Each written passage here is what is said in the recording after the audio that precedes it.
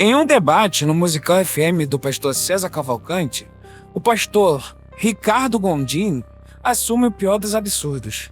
Confira o vídeo. Quer ficar por dentro de tudo que acontece no meio gospel? O canal Cristão Ativo te atualiza todos os dias com as notícias.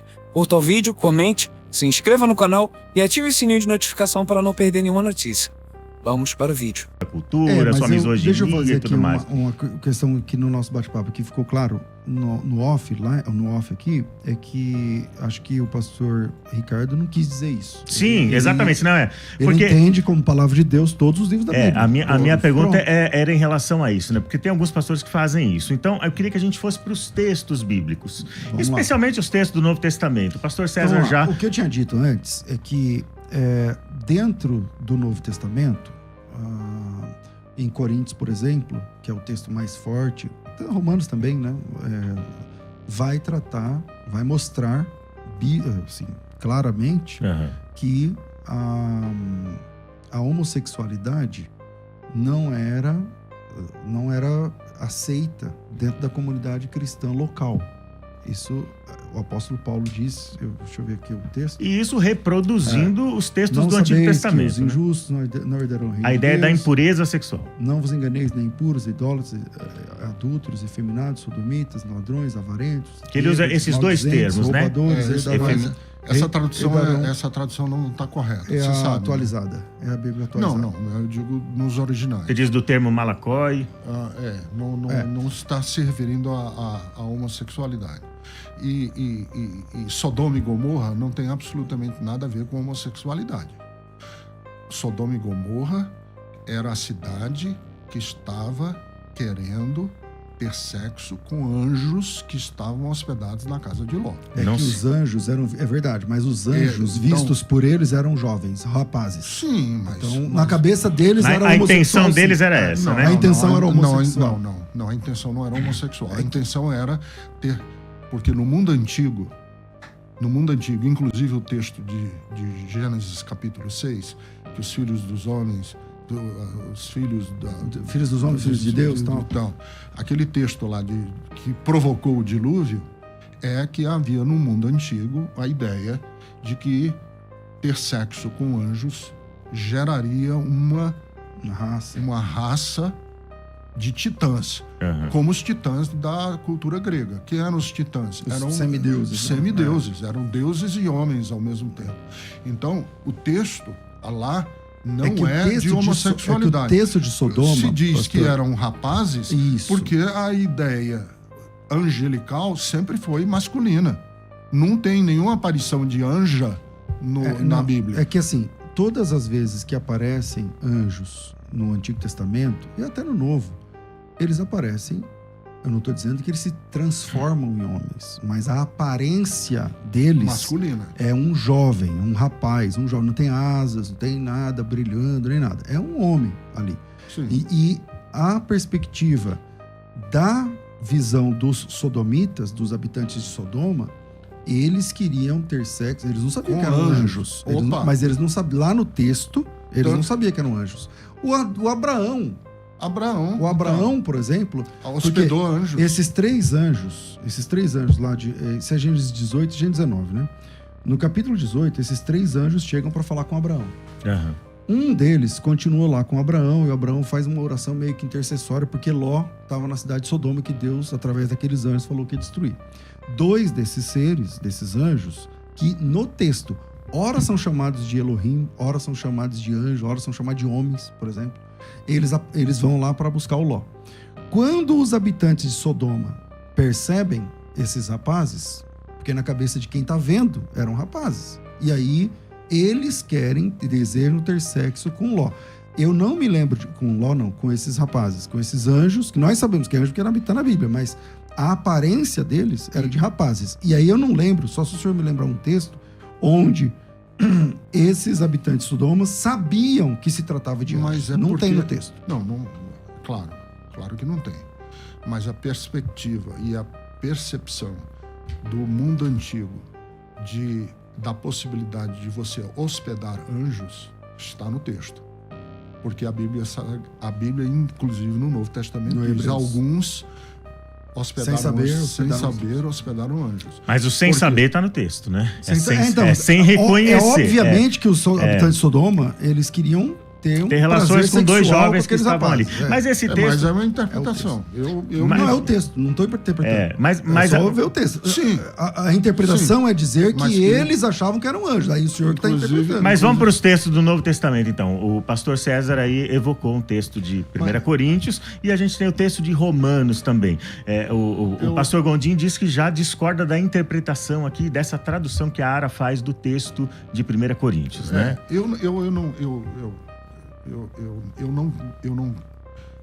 Para eu dizer que minha igreja é uma igreja afirmativa, eu tenho que fazer a seguinte afirmação sobre a minha afirmação. A minha afirmação é a seguinte: entre o texto e a compaixão, eu fico com a compaixão. Entre o acolhimento e a quadratura do texto, quadrado das 4 linhas do texto, eu me dou o direito de, inclusive, errar. Você dizer assim, você está errado. Porque eu tenho para mim, assim, uma das coisas que aconteceu na Bethesda, para ela se tornar, que não foi uma decisão minha, não fui eu que decidi um dia, deu na telha, nós fizemos, minha esposa fez um curso de sexualidade na USP, pós-graduação, porque ela é psicóloga, ela fez pós-graduação em sexualidade na USP.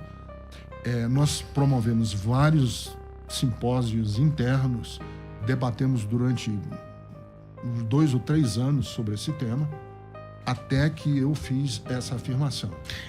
E eu fiz essa afirmação ao final foi uma decisão sua. Como é que aconteceu? Porque eu queria saber isso também. Como é que aconteceu? Não. Foi uma decisão do presbitério, da igreja, do colégio pastoral. Do colégio pastoral. Como que foi a adesão da igreja? Como um todo, como comunidade? Perdeu membros? Perdemos. Muitos. Muitos. Porque é vigente na nossa sociedade a heteronormatividade. A heteronormatividade é o que rege a nossa patriarcal, fálica, é o que rege a nossa sociedade. Só que eu fui testemunha, e eu não vou entrar aqui em detalhes, mas eu fui testemunha assim, envolvido diretamente em 2 suicídios. 2 pessoas homossexuais que se suicidaram em diferentes circunstâncias. E as 2 se suicidaram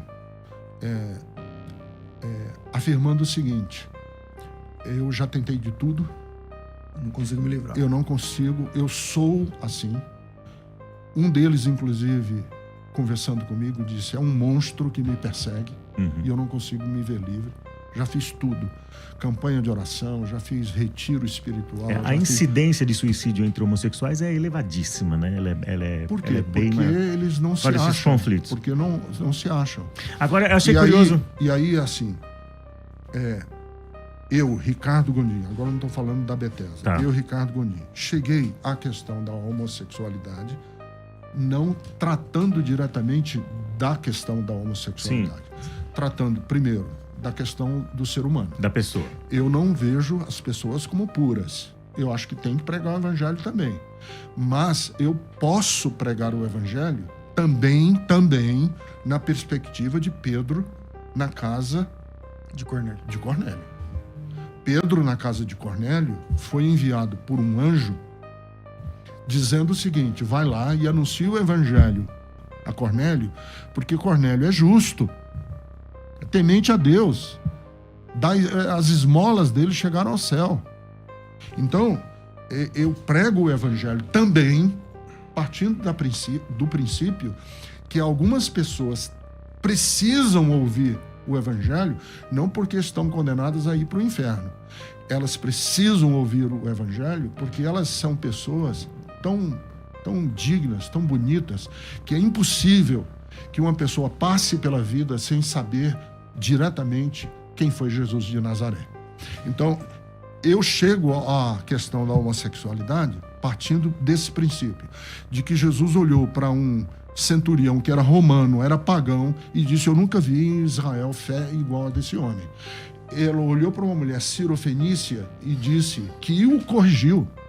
A mulher o corrigiu.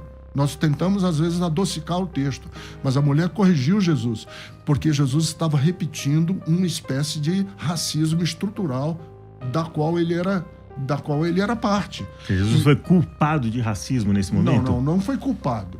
Não é culpado. Eu não sou culpado quando eu reproduzo sem querer, sem intenção, alguma estrutura injusta da minha sociedade. Agora, na hora em que eu sou alertado e que minha consciência é acesa a respeito disso, eu entendo esses... E aí, Jesus...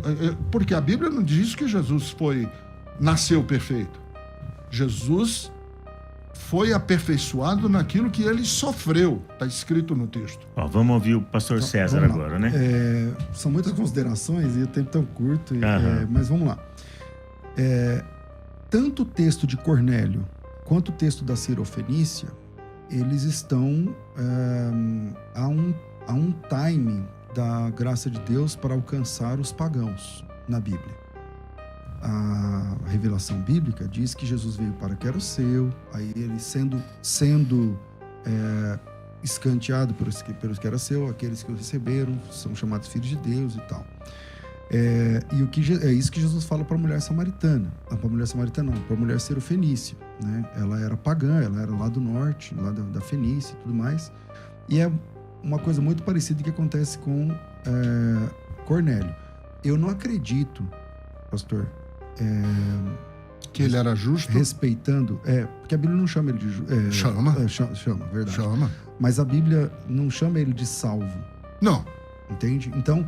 Não, mas o termo salvo não se aplicaria ali. Exatamente.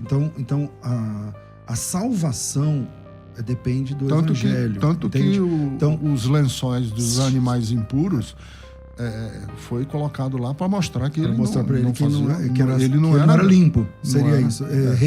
Do ponto de vista da religião, da fé. Porque lá no capítulo 11, quando Pedro vai explicar... Mas ele precisava ouvir falar de Jesus. Exatamente. Então, ele precisava ouvir falar de Jesus. Então, eu reconheço que no mundo tem pessoas digníssimas, pessoas cuja moral, enfim. Só que nada disso salva essas pessoas. Não, porque a salvação é pela graça. A salvação é pela graça. E essas porque a nossa justiça é insuficiente. Todas essas pessoas precisam ouvir o evangelho. Então... Como eu entendo que homossexualidade é uma questão comportamental... Não é. São duas maneiras distintas de lidar com isso. Mas aí, por exemplo, assim como existem pessoas que também optaram pelo suicídio porque não conseguiram deixar algum tipo de vício. Ninguém opta pelo suicídio. Não, ninguém opta pelo suicídio. Pastor, mas o suicídio Tenta entender o meu ponto de vista da forma que eu estou falando.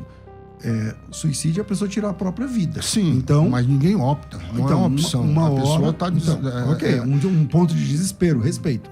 Mas quem chega nesse ponto é porque não vê saída para as respostas que ele não tem. Ele está procurando respostas e ele não achou.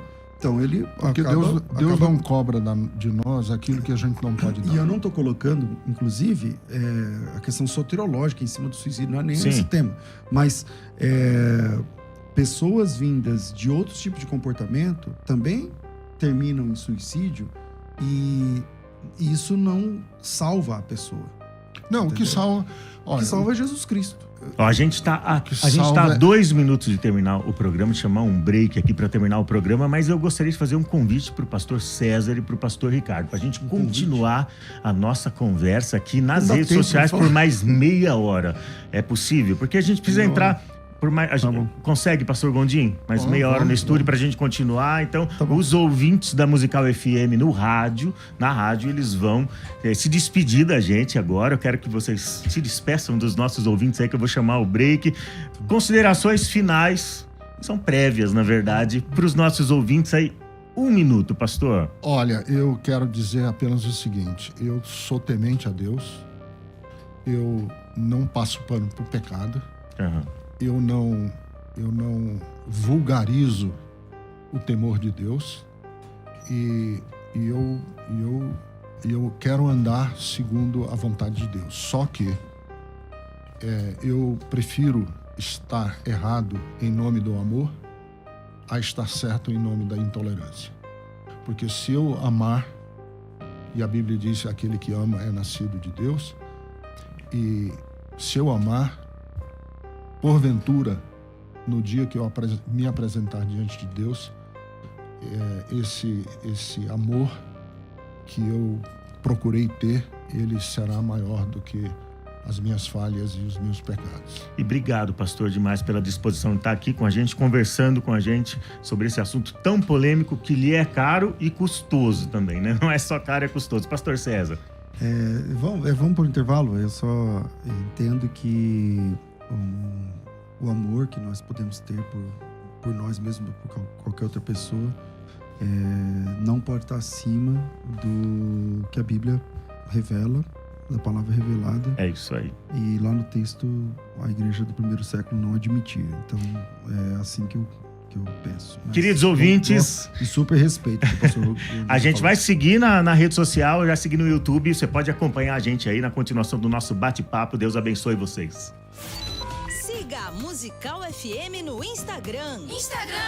@FM Rádio Musical. Ah, peraí, deixa eu ver se eu entendi. Você ouve a gente falando aqui todo dia sobre o magnésio e continua dormindo mal, continua com falta de energia, com dores pelo corpo, só com a desculpa de que não tem dinheiro, não tem cartão? A gente faz no carnezinho. Liga agora e peça magnésio quelato. Você começa a pagar só em maio. 0800 591 1137. 0800 591 1137. Aproveite. 0800 591 1137. ZYD 930. Rádio Musical FM São Paulo 105.7. Ouça em qualquer lugar do mundo, também pelo site www.fmmusical.com.br. Musical FM, uma emissora da rede LC de mídia. Entre a fé e a razão, viva biblicamente. Musical FM.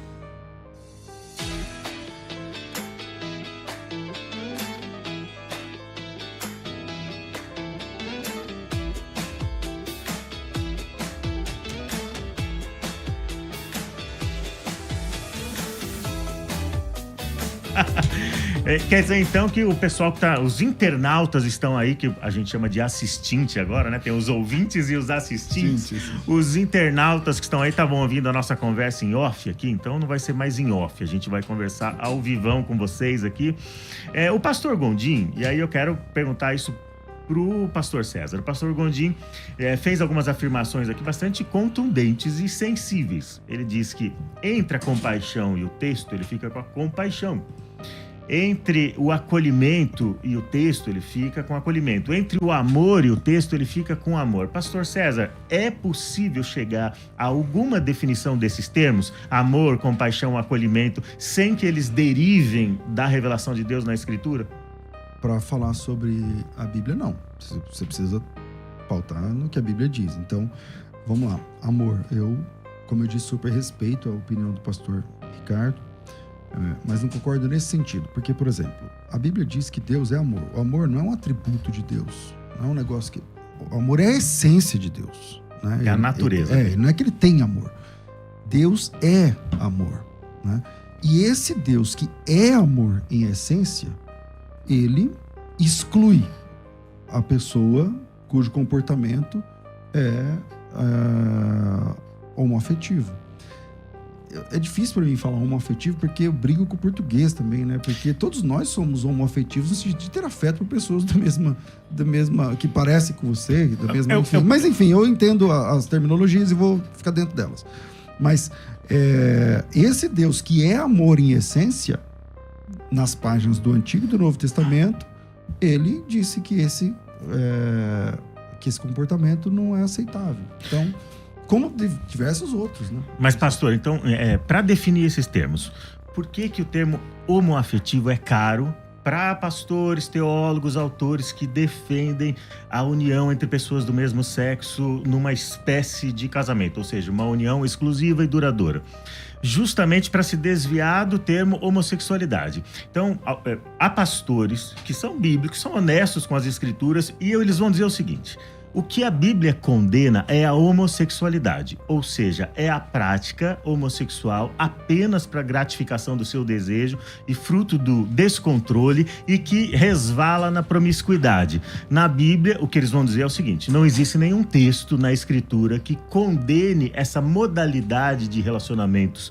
homoafetivos que existem hoje, que são uma espécie de casamento ou união estável. Então, como não havia esse código relacional no Antigo Testamento, essa é a defesa que eles fazem. Como não havia esse código relacional, tanto na comunidade judaica no Antigo Testamento e no Novo Testamento, o que havia nas relações homossexuais era geralmente uma relação de poder.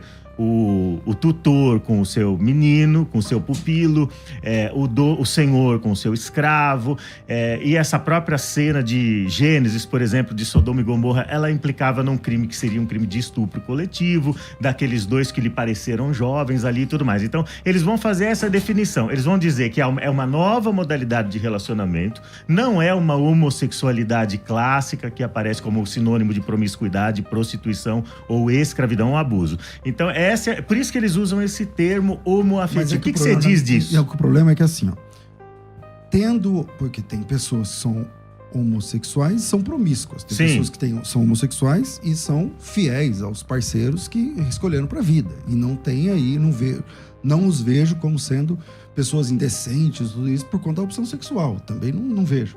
Eu não tenho nenhum tipo de cisma com uma pessoa porque ela se apresenta homossexual. Tá tudo bem pra mim.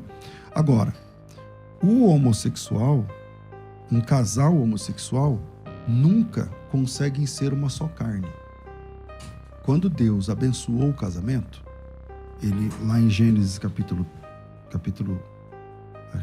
2, acho que já... Não, capítulo final do 2. capítulo 1, acho que é o final do capítulo 1, o começo do capítulo 2, esse momento onde os dois se tornam uma só carne é a partir da relação sexual. Capítulo 2, 20 em diante. Eu sei disso porque o apóstolo Paulo vai falar lá no Novo Testamento que quando a pessoa comete a prostituição, por exemplo, ele se torna uma carne com a prostituta, não sei o que, tal, e aí ele começa a discutir essa questão lá na frente.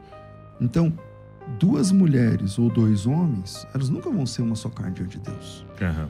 Então, essa é a compreensão que Porque depende da conjunção carnal entre seres que são complementares, é isso? Por exemplo, um casamento onde... Por exemplo, vamos pegar um casamento heterossexual. O João casou com a Maria e chega lá, a Maria sofre de um problema de frigidez ou o João tem um problema de impotência, não sei o que lá. Ela consegue, por exemplo, cancelar o casamento. Porque o sexo dentro do casamento é importante. Uhum. Dentro da lei, inclusive. Agora, como não vejo que é possível que duas pessoas do mesmo sexo se tornem uma só carne biblicamente, então eu entendo que os textos, tanto do Antigo Testamento quanto do Novo Testamento, continuam valendo até hoje.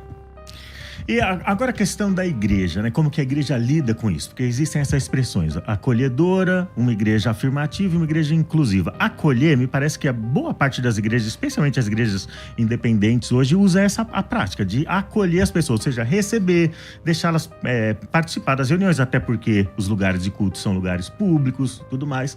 Mas há uma diferença entre acolher e afirmar ou incluir. Quando você, pastor Gondim, fala sobre incluir, está falando, obviamente, que não há restrições para o avanço ministerial e tudo mais, como igrejas fazem aqui. A igreja fazem distinção. Você pode ser um voluntário, que é o que acontece com a igreja IBAB, em São Paulo, por exemplo. Pode ser voluntário, homossexual declarado, mas não pode ter um cargo ministerial. Eles fazem essa distinção. Igrejas que não fazem controle de membresia também acabam separando.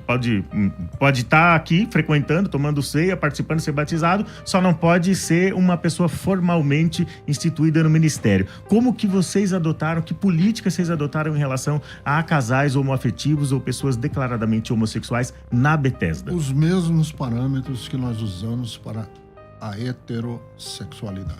Não há restrição, não há diferença aí. Não há diferença. Não há diferença. Porque nós entendemos, e eu entendo, nós entendemos, o corpo de pastores da Bethesda, e estamos educando e ensinando a Bethesda a entender também, porque nem todos, obviamente, não há um consenso, não há uma unanimidade, mas, e por conta disso nós perdemos milhares de pessoas. Eu entendo que não existe inerentemente nada que seja imoral de uma pessoa que se entende, que sabe que é homossexual e que tem atração afetiva e sexual por uma outra pessoa. Agora, inerentemente, você pode dizer o seguinte: isso não é admissível, eu não admito, Paulo não admitiu. Não vou discutir, eu não discuto. A postura da Bethesda é essa. A postura da Bethesda é essa. Na sua igreja, pastor César, qual que é a postura em relação à pessoa que se apresenta ali, que começa a congregar, que se interessa pela igreja e é homossexual ou homoafetiva? A mesma que o pastor Gondim defendia até pouco tempo atrás. Porque eu já vi ele acho que é um texto, né, que ficou bastante famoso, inclusive do pastor Ricardo. Eu não sei quantos anos, mas uns 15, 20, sei lá, bastante tempo. Ele escreveu um texto. Eu sou signatário daquele texto. Eu entendo que a igreja, ela acolhe? Toda a igreja, historicamente falando, toda a igreja, não pode ser a Deus é Amor, que é tida como mais hard, assim, no sentido de pegar primeiro ela acolhe, primeiro ela acolhe. Não. Todas as pessoas são bem-vindas em todas as igrejas. Todas as igrejas, eu imagino. Todas as igrejas entra lá um casal de homossexual na Deus é Amor. Que eu tô mas há uma restrição. Se ela avançar no ministério, para fazer parte da igreja, se tornar membro, ser batizado. Exatamente. Para frequentar, todo mundo é bem-vindo na igreja. A igreja é o lugar mais inclusivo que existe. Deixa eu falar. A gente usar os textos autoritativos da Bíblia para validar a nossa fé e prática, sem levar em conta o contexto histórico, cultural, temporal do texto, a gente tem os salmos precatórios que são terríveis, estão lá na Bíblia. Mas no que diz respeito a... Você tem, por exemplo, o capítulo 5 do livro de Números, que é um dos textos mais misóginos que você pode ler, que é sobre a lei do ciúme. O cara tá com ciúme, tá com suspeita de que a mulher o traiu, e tem todo um ritual lá que ela tem que cumprir. Se ela sofre a pena de morte ou não vai depender do resultado desse ritual, né? Desse ritual, dela beber e tal. E eu acho assim, incrível o texto, como ele é assimétrico, é que se ela foi inocente, o cara que levantou a suspeita contra a esposa, tudo bem, não sofre nenhuma penalidade. Fez a mulher passar por uma vergonha pública, fez a mulher passar por um monte de coisa, não, é inocente, tudo bem, vamos bola. Agora, em relação à questão da homoafetividade, pastor, parece que aí já não há uma discrepância entre a cultura do entorno ali do Novo Testamento, a cultura greco-latina e a nossa cultura, porque a homoafetividade ou a homossexualidade, elas eram aceitas... Mas elas eram aceitas normalmente. Então, o discurso do apóstolo Paulo, por exemplo, dos autores do Novo Testamento, já é um contradiscurso para aquela época. Ele não está reafirmando uma cultura homofóbica. Se você ler Romanos e se você ler, por exemplo, o texto que fala lá dos afeminados, que é uma má tradução, que é uma má tradução, não é afeminados. O termo malakoi, homens suaves, homens mansos, pessoas... Efeminados nesse sentido, talvez. Nesse sentido que é, inclusive, o sentido do tímido do Apocalipse, que não entrarão no reino dos céus, os tímidos. Tímido porque eu sou uma pessoa tímida. Não é um introvertido, né? Não é um introvertido. Tímido aí é o covarde. E a segunda palavra traduzida como sodomita? Não existe... Então, sodomita... Claro, e aí eu faço essa interpretação de que Sodoma e Gomorra está tratando de sexo com anjos.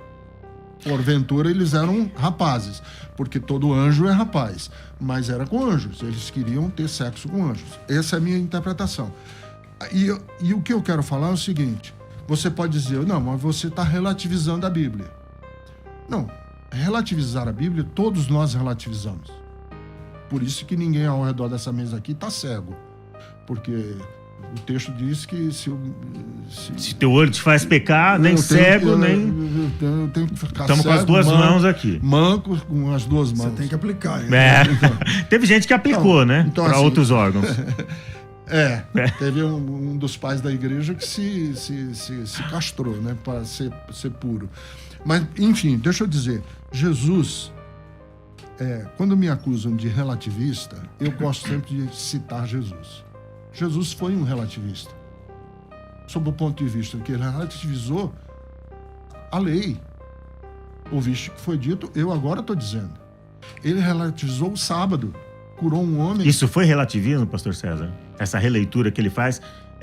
Ou foi uma reafirmação da Escritura com uma aplicação mais ampla? Não, mas ele... Nos casos ali. Eu prefiro que ele conclua. O sábado. Ele relativizou o sábado. Ele fala do sábado, do homicídio e do adultério, né? Ele relê esses textos. Ele relê os textos e dá uma outra interpretação rabínica. Porque ele era um rabi. Então, mas Jesus quebrou o sábado? Sob o ponto de vista da cultura e da leitura que os rabinos faziam, sim. Da lei oral, não da lei do Antigo Testamento, da lei oral, essa né? É boa discussão, porque Jesus não quebrou nenhum mandamento mosaico. Exato. Ele cumpriu a lei. Mas na cabeça dos fariseus... Por causa da lei oral. A Bíblia não manda lavar a mão antes de comer. Mas eles acusaram Jesus e os discípulos não lavam a mão antes de comer. Pergunta, mas era um mandamento bíblico? Nós temos pergunta dos ouvintes aqui. Nós temos pergunta dos ouvintes. Eu estou querendo dizer que a sacralidade do sábado, como era entendida nos dias de Jesus, ele mostrou Pastor Gondim, que estava errada. Nosso programa é um programa inclusivo. Aqui nós vamos incluir os ouvintes, tá bom? Tá bom, vai lá. Então tem uma pergunta aqui do ouvinte Maicon, da Assembleia de Deus do Belém Piedade, São Paulo. Olha aí, de Piedade. Eu tenho uma pergunta em relação a 1 Timóteo 8, 11 e 1 Coríntios 6, 9 a 11, que foi o texto que o pastor utilizou aqui, pastor César. Como com estes textos posso defender que as pessoas continuam praticantes ainda no mesmo pecado? Onde está a mudança? O conhecereis a verdade e a verdade te libertará? E a verdade não é a palavra de Deus? Então é uma pergunta aqui que está relacionada a esses textos, a reafirmação desses textos e como é que a gente pode defender que a pessoa continue na prática. Onde há mudança nesses casos, da pessoa que continua na prática homoafetiva? No seu caso, pastor, acho que você já deixou bem claro que não considera a relação homoafetiva necessariamente pecaminosa. Paulo fala dos alcoólicos. Paulo fala que eles não herdarão o reino dos céus. No mesmo texto lá. Sim, sim. Com o tempo, nós descobrimos que o alcoolismo, ele não é uma perversão, é uma doença. É uma doença. Se é uma doença, não é passível de conversão, é passível de cura. Se é uma doença. O alcoolismo não é... A pessoa convertida não necessariamente será curada do alcoolismo. Ele precisa ser curado do alcoolismo. Tanto que os alcoólicos anônimos têm lá os 12 passos que a pessoa tem que fazer. E uma das regras é nunca mais colocar um pingo de álcool na boca. Porque se fizer, ele volta. Mas é claro que o senhor não está dizendo que um homossexual precisa de cura, né? Eu estou dizendo exatamente isso. Com o tempo, se você disser assim, lá no século I, século II, havia essa percepção. Mas hoje nós entendemos os comportamentos humanos através da psicologia, da psiquiatria e de todos os avanços no estudo da mente, que nós precisamos fazer uma distinção clara entre hoje e não nos ater ferrenhamente aos textos, porque aí nós caímos no fundamentalismo, no literalismo. E o literalismo vai virar uma guerra de versículos. Quem tem mais versículos, quem tem menos versículos. Pastor César. E o que eu quero dizer é que com o avanço da psicologia, assim como eu não posso condenar ao inferno uma pessoa pelo fato dela ser alcoólico, porque a psicologia diz hoje que o alcoólico é alcoólico até morrer. E ele só evita o alcoolismo se ele for um abstêmico E aí, pastor radical. César, como que a gente lida com isso? Porque aí ele tá descrevendo o desenvolvimento de uma ciência humana como impondo significado à escritura. É perigoso, Não, porque... impondo não. Em diálogo, não. Em diálogo não tá com- impondo, mas assim, ele tá propondo. Mas é que assim, quando você vai com esse óculos para esse mesmo texto, lá também fala de roubadores. O cleptomaníaco também é uma doença. Então, a cleptomania, né, que fala, isso. também é uma doença. O mentiroso, a mitomania também é uma doença. Então, tudo vai ter um CID hoje em dia. Tudo vai ter um CID, um código lá na Organização Mundial de Saúde. Que fala assim, então, isso aí também... Então, o que eu tenho... na minha leitura, pastor, nesses textos, eu tenho que trabalhar como textos normativos. Aqui no texto está dizendo que é normativo. E aí o senhor disse assim anteriormente, você não pode ler o texto fora do contexto, que é básico, né, da exegese bíblica. E Paulo trata tudo como conduta, né? O texto fora do contexto vai gerar pretexto de heresia. Porém, o texto, no seu devido contexto, termina falando sobre o reino de Deus, que as pessoas não herdam o céu. Então, isso, em minha opinião, é atemporal. Ele não está falando de alguma coisa para uma cultura de uma época, não sei o quê, porque ele está dizendo, ó, quem vive assim ele tá não falando herda para aquela cultura. o A reino. carta é dirigida especificamente a uma igreja. Mas por que está traduzida na nossa Bíblia? Hã? Por que está traduzida na nossa Bíblia? Aí vamos entrar num Entende? outro Então, debate que agora é nós sobre temos- o cânon e o vamos Conselho de Nicéia e como que o imperador E pagou os Trento, isso que é bispos. verdade. Vamos para outro programa. Vamos para os áudios, então? Vamos ouvir os áudios Então, dos mas ouvintes? deixa eu só concluir essa questão, porque, por exemplo, se você transforma num CID todos os textos que estão... Todas as condutas aí, condutas aqui, descritas aí. num tipo de enfermidade, uma doença, não sei o que lá, então parece que a pessoa... Não, eu não estou... Eu estou dizendo aqui Mas ela se torna inimputável, no Não, caso. o senhor disse exatamente... Não, eu só estou querendo dizer que Não. O beberrão, o bêbados aqui... Não, né, o que eu estou dizendo é o seguinte. Assim como a gente aprende que o alcoolismo... E você não vai discordar de mim, que o alcoolismo é uma doença. tem CID para o alcoolismo, é verdade. Assim Como tem para o cleptomaníaco. Mas eu não estou afirmando que a homossexualidade é uma doença. Sim, não. Eu estou afirmando que houve um avanço na compreensão dos comportamentos humanos que tirou o alcoolismo da perversão e colocou na doença. E aí não fez o mesmo com o... E a homossexualidade Mas tirou da doença e colocou como um comportamento. Mas não, a como minha- comportamento não. A Bíblia trata Uma como identidade, comportamento, colocou uma como identidade. identidade, que é aí que está a Mas divergência. e a minha resposta a essa fala é que tem CID também para o ladrão, que a Bíblia chama de Sim, mas ladrão. não, E pro mas mentiroso. E tem Não, CID. mas Tem aí- CID pro mentiroso. Não, tem CID pro adúltero. Tem CID pro Tem CID pra tudo. psicopata. No Tem DSM CID tem... pra todo mundo. Então, não tem é... CID não pra tudo. Não significa porque isso aqui é uma doença, que aí, então, eu tenho... Aí como isso aqui é uma doença, então eu vou ser crente a parte disso aqui. Não vou lutar contra isso aqui. Não, eu creio que Não. o viciado lá, eu não sei como fala, o alcoólatra, melhor. O alcoólatra, ou Alcoólico. o cleptomaníaco, ou não sei o quê. Ele tem que lutar também contra tudo isso. E a Bíblia promete uma transformação radical que a gente chama de nova criatura. As coisas velhas se passaram. E inclusive, nós como pastores, meu Deus do céu, a gente vê transformações, assim, triunfais nas vidas das pessoas que a gente convive. E sem contar que essas doenças, elas começam como conduta. O adicto, né, o viciado, o dependente químico, o alcoólatra, começa como uma questão de conduta. Mas o homossexual, a pessoa homossexual, lésbica, ou homossexual masculino, ele não começou com uma conduta e que desembocou numa perversão.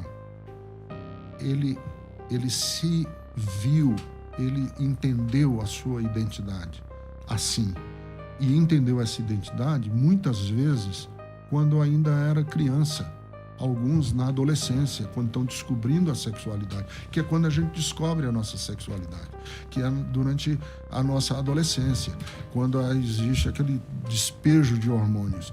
Então, o que eu quero dizer é que a identidade do homossexual não tem a ver com desvio de caráter.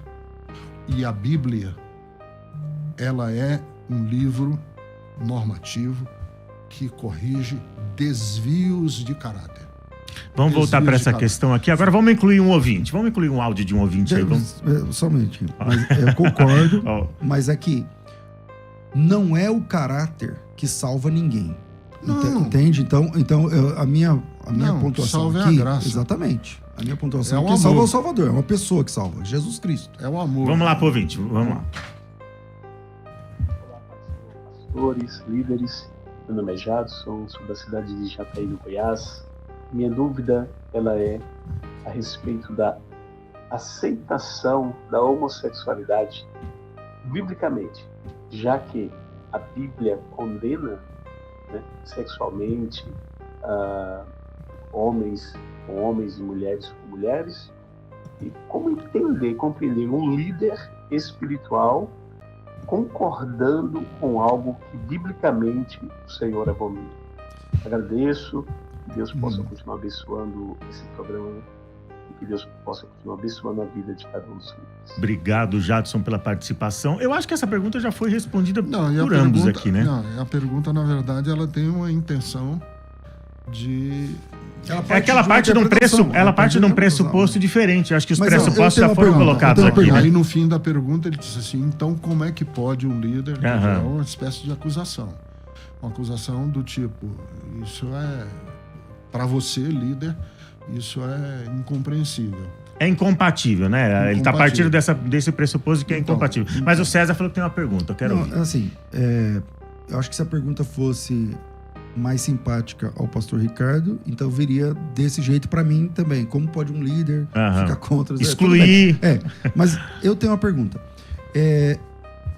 A partir de quando o senhor mudou, porque eu conhecia a sua posição baseada naquele texto, a partir de quantos anos faz que o senhor vem estudando sobre isso? Olha, eu escrevi um texto, tá no meu site, inclusive, e roda pela internet, aos homoafetivos, o ombro de Deus. Foi isso aí. Em que eu falo dessas duas experiências que eu tive com pessoas que se suicidaram.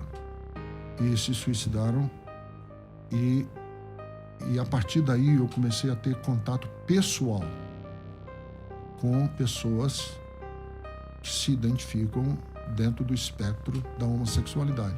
Porque a homossexualidade, inclusive, tem um espectro largo, amplo. Você não pode colocar todos que, inclusive, não dá. Eu imagino que o senhor não deve ser simpático a todos esses, porque... Não. Existem que são perversões, algumas. Claro. Pastor Gondim. Então, deixa eu dizer, eu mudei quando eu comecei a conversar com as pessoas que amam Jesus, são crentes, salvos, e que conversando comigo, disseram, Ricardo, eu amo Jesus, quero ter um espaço na igreja, sou homossexual, estou casado, e o que eu faço?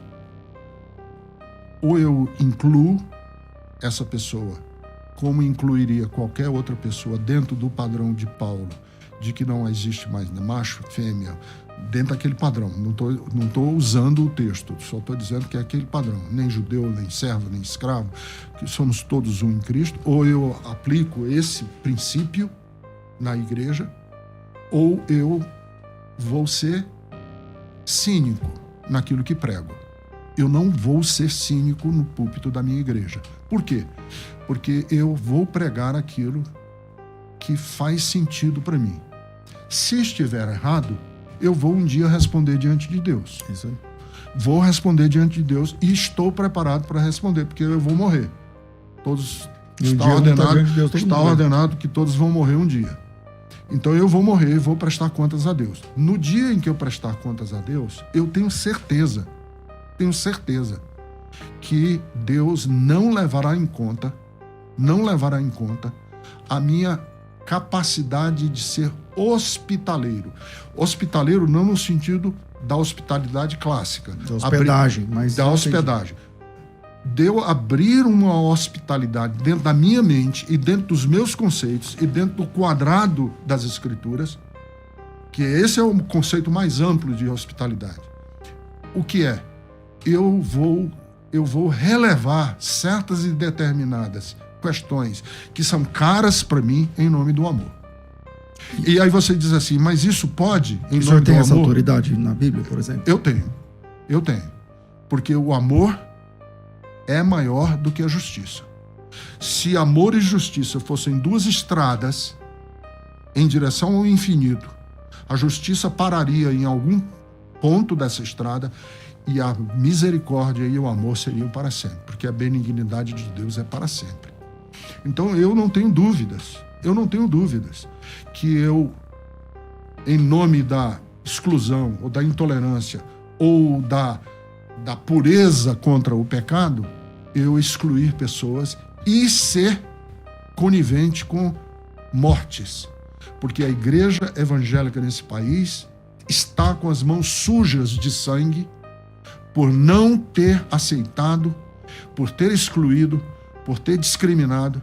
E muitos filhos de pastores estão hoje na rua, homossexuais, promíscuos, se prostituindo, porque o pai botou para fora de casa. Agora deixa eu fazer uma pergunta, pastor César. Eu já fiz em outra edição do debate nosso.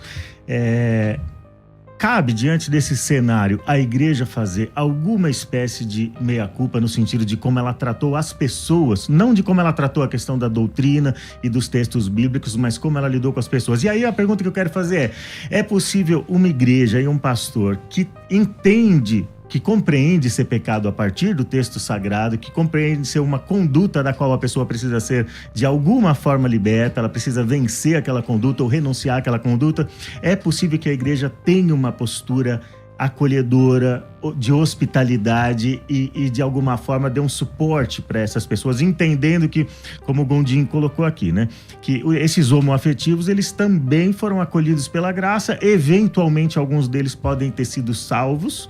E como é que a gente lida com eles no contexto da comunidade? Pela graça, eles estão salvos. Como é que a gente lida com eles? E tem uma maneira melhor do que essa que o pastor Gondim descreveu aqui? Bom, não é possível alguém falar em nome da igreja. Falar assim, a igreja tem que fazer uma... Por quê? Porque tem igrejas e igrejas, tem pastores e pastores, abordagens e abordagens, teologias e teologias, histórias. É muito complexa essa Mas no questão. Grosso modo a igreja errou muito em relação a isso? Que igreja está falando? É difícil, eu não estou nesse ponto para falar né, em nome disso. Eu não falo, eu falo em nome de meu próprio nome só. Então, eu falo por mim, nunca destratei uma pessoa, nunca... Embora eu entenda que esse comportamento seja condenado pelas Escrituras. Então, na Bíblia Sagrada, isso está textualmente vinculado a uma perícope que fala sobre salvação. Eu não estou falando, mas naquela época, porque os gregos, porque não sei o quê. Tudo bem, eu entendo que o texto se acomoda dentro da cultura, língua e tempo em que foi escrita, porém, o texto no qual essa perícope está colocado, ele está falando sobre salvação eterna, sobre ir ou não para o céu, entende? Então, isso é difícil. Se ir ou não para o céu e a graça alcançou? Então... Se a graça alcançou, ele está salvo pela graça. Então, vamos lá. Aonde a Bíblia diz naquele texto lá que a graça alcançou, pastor? Essas pessoas. Então, é uma interpretação sua, entende? Vamos dar um passo atrás. Existem, basicamente, 6 textos na Bíblia que falam sobre a homossexualidade. Na minha opinião, esses textos estão vinculados a relações de poder e a paganismo cultico, prostituição cultica. A mim, quando Paulo fala em Romanos, ele está ali falando de comportamento de prostitutas culticas. Capítulo 2 de Romanos. Enfim, por que nós estamos discutindo homossexualidade e a gente não está discutindo dinheiro? Então, calma aí. Peraí.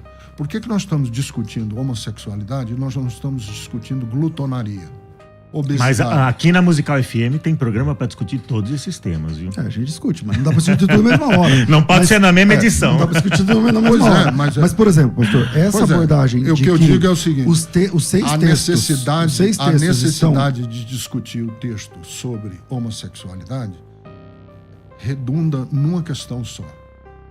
É que a nossa sexualidade, a nossa pulsão sexual, conforme Freud dizia, ela é determinante das nossas relações de poder. E enquanto uma igreja mantiver esse discurso, ela tem um controle total sobre as pessoas. Por quê?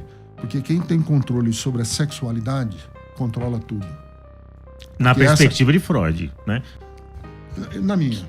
Na sua. Então vamos lá. Primeiro, eu acredito que a pulsão sexual é determinante. Existem mais textos falando sobre a proibição da conduta homossexual do que sobre ceia na Bíblia. Não, mas aí é o que eu falei, não vamos discutir guerra de versículos. Não é uma questão de proporcionalidade, então, né? O senhor disse que não ia discutir guerra de versículos, mas o senhor que trouxe o número de versículos. Não, o que eu tô dizendo, então, o número de versículos, o que eu quero dizer é que não é para nós, não pode ser para elegemos, nós. É que o número de versículos para nós não é para nós um argumento, na minha opinião, com todo respeito, porque o texto do Sermão da Montanha tem menos do que o texto do... E eles são poucos, mas são claros, né? Exatamente. E esses textos são poucos, mas são claros. O texto claro do Novo Testamento, alinhado com a salvação, em minha opinião, é indefensável. Se o senhor entende que a Bíblia, que a fala de Jesus, então essa ideia...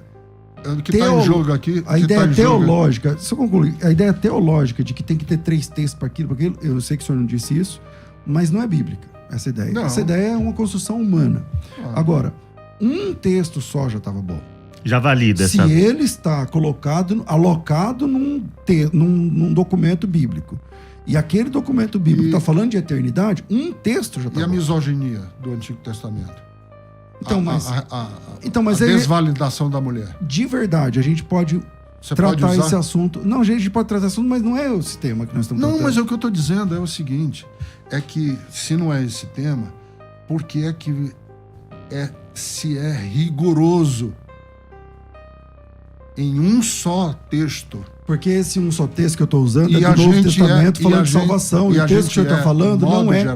E a gente é, modo geral, leniente com outros textos que são mais incisivos ainda, e a gente fala, não, isso aqui a gente tem que interpretar. Não, isso aqui a gente tem que levar em conta. Tá usando como... Isso aqui a gente eu entendo seu argumento, mas o senhor está usando um texto que não é incisivo do jeito que o senhor está falando que é. Apedrejar adolescentes em praça pública calma aí. porque foram desobedientes ao pai, está lá em Levítico. Então, calma aí. De verdade, a gente pode uma hora tratar esse assunto sem problema, mas eles apedrejar não são... um adolescente que foi desobediente aos pais em praça pública está na Bíblia. Então, mas eles não são. O senhor aí é relativizar. Então, não estou relativizando, não. O senhor está pegando um texto que não é o tema do assunto. Não, eu só estou dizendo que... trazendo como se... Mas se assim, a gente usar essa regra e essa régua, nós temos que usar é que o senhor está diante de um texto bíblico alocado numa perícope que fala de salvação. E salvação é pela graça, e você está atrelando salvação a uma identidade. Não, quem está atrelando salvação à identidade é o texto. Agora, o texto diz meus assim, queridos. Essas pessoas a salvação é pela graça, não vem de vós, e quem salva é Jesus. Verdade. Mas o texto... Agora eu quero aproveitar, nós estamos partindo para o segundo fim do nosso programa. Que não são dignos do reino de Deus, entende? Então eu entendo aqui como salvação. Quem não é digno do reino de Deus, nós estamos partindo aqui para o segundo encerramento do nosso programa agora no YouTube, nas redes sociais, tá bom? Agora é pra valer. Agora vai terminar e não vai ter só se for no café ou no churrasco, no churras depois do filho pródigo, a gente vai fazer aí para continuar conversando. 3 minutos para cada um dos pastores apresentar suas considerações finais sobre o tema e falar especificamente com aquele que está nos assistindo, com a pessoa que está nos assistindo, que tem de verdade, não que veio pronta para o debate, né, com suas opiniões, mas a pessoa que está de verdade com questões relacionadas sobre esse assunto, com perguntas e mais do que perguntas, especialmente aqueles que estão em crise, talvez pessoal ou dentro da família, dentro do ciclo de amizades em relação a esse tema. Gostaria que vocês apresentassem, começando pelo Gondim e depois, em seguida, Pastor César. Gondim, pode falar. A minha fala é primeiro para... 3 minutos, tá? Para as famílias, eu vou usar até menos, para as famílias que tem pessoas homossexuais. Não exclua, Não jogue fora de casa. Não faça com que o seu filho se sinta como os leprosos se sentiam no tempo antigo, que precisavam gritar em praça que eram leprosos para as pessoas se afastarem. Não faça isso, porque é totalmente errado e contraproducente. E a outra fala que eu tenho é para pessoas homossexuais. Você é amada, você é amado de Deus. Você é querido, você é querida de Deus, como você é. E eu tenho uma frase minha, do meu coração. É que Deus ama o pecador e respeita a intimidade de cada um de nós.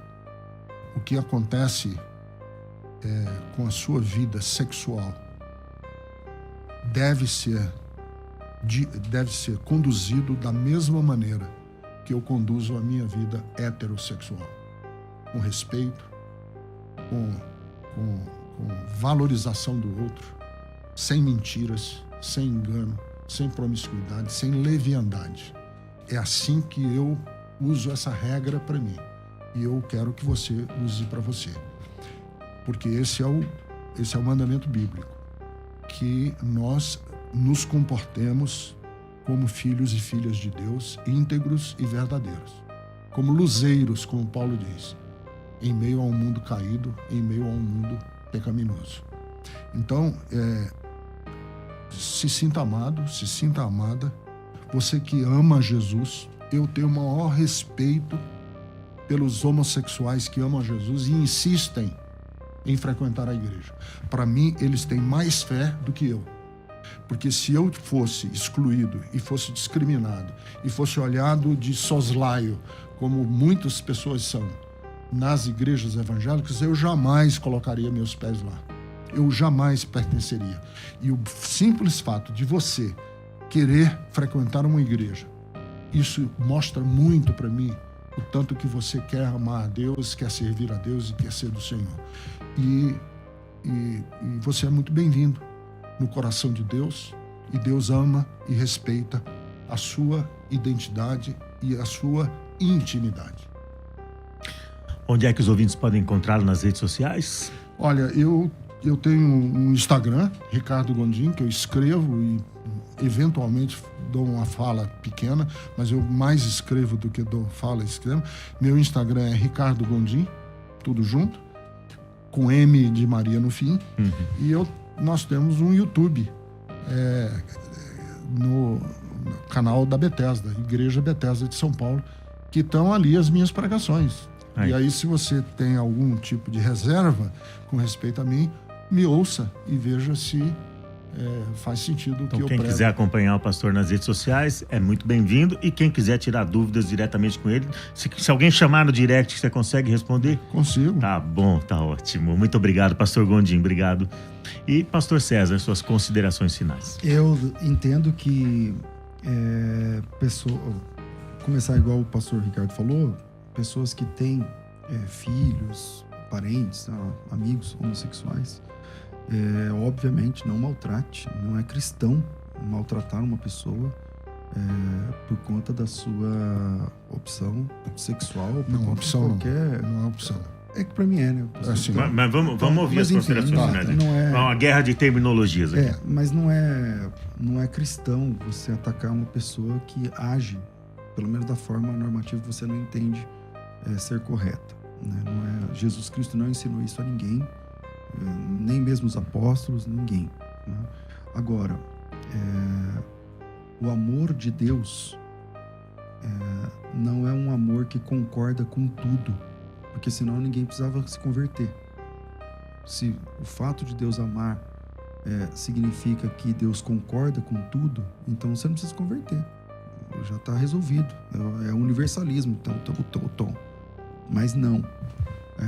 A graça de Deus, ela também é didática, a graça de Deus é pedagógica, a graça de Deus apresenta Deus para a pessoa através das Escrituras. O que nós temos é a revelação bíblica. E a revelação bíblica é o que Deus... cada um, eu sei que é fonte para muitas interpretações diferentes e tudo mais, mas leia o texto bíblico. Leia o que a Bíblia diz a esse respeito. Eu apresentei aqui um texto, a gente ficou mais teologando do que considerando exatamente o texto, mas a Bíblia não concorda, na Bíblia não há possibilidade da pessoa manter esse padrão de conduta sexual ou de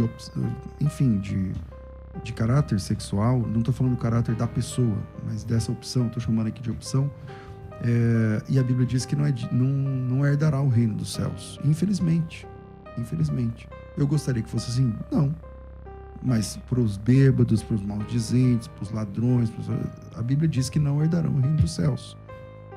E eu entendo que esse texto, a forma como ele está colocado lá, ele está para além de culturas. Ele está falando do céu, entende? Então, há esperança em Jesus Cristo para todos os pecadores, pessoas. Todos nós somos pecadores. E vemos em Jesus a possibilidade de sermos novas criaturas. A possibilidade de sermos novas criaturas. E é nessa possibilidade de sermos novas criaturas que nós pregamos o Evangelho. Deus, ele ama o pecador sem concordar de verdade. Porque se ele concorda com tudo que o pecador faz, então não precisa de graça, não precisa de salvação, não precisa de batismo, não precisa de igreja, não precisa de sempre, não precisa de nada. Entende? Então, a gente não pode confundir o amor e o respeito que nós temos que ter pelas pessoas com a concordância com as pessoas. E na Bíblia é muito clara essa questão. Mas eu respeito, super respeito a opinião do pastor Ricardo e de mais pessoas que pensam diferente. É uma questão que a mim não me parece claro nas Escrituras essa permissão. Porque temos textos claríssimos, né, muito claros ali, caminhando contra essa possibilidade. É o que eu tenho a dizer sobre isso, mas há transformação na pessoa de Jesus. Se você pegar qualquer aplicativo, coloca lá, testemunho de transformação, você vai achar quilos e quilos e quilos e quilos, muitos, de pessoas que começaram quando crianças. Tem uma aluna, deve estar ouvindo a gente agora, ela foi casada com outras mulheres, teve relacionamentos duradouros, não sei se 2 casamentos e tal, e é nova convertida agora, está 1 ano ou 2 servindo a Jesus, uma bênção. Então, e desde criança, assim, tem Deus. Então, acho que o pastor Ricardo também conhece testemunhos assim, todos nós conhecemos. Então, isso também pode acontecer com você, enfim, é o que eu penso dentro do texto bíblico, e vai o meu carinho, meu respeito a todos vocês.